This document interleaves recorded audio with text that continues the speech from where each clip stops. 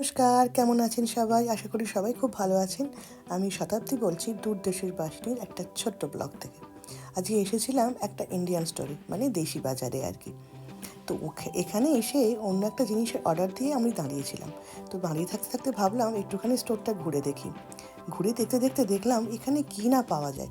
এইখানে দেখুন পূজার কত রকমের সামগ্রী পাওয়া যায়। ঠাকুরের পায়ের ছবি আঁকা থেকে চালু করে পান, সুপুরি, বেলকাঠ, গঙ্গা জল থেকে সমস্ত কিছু।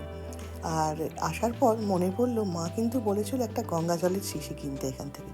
তা গঙ্গা জল কতটা গঙ্গা জল সে ব্যাপারে যদিও সন্দেহ আছে, তবে প্রবাসে এর থেকে ভালো উপায় আর কি পাওয়া যাবে বলুন।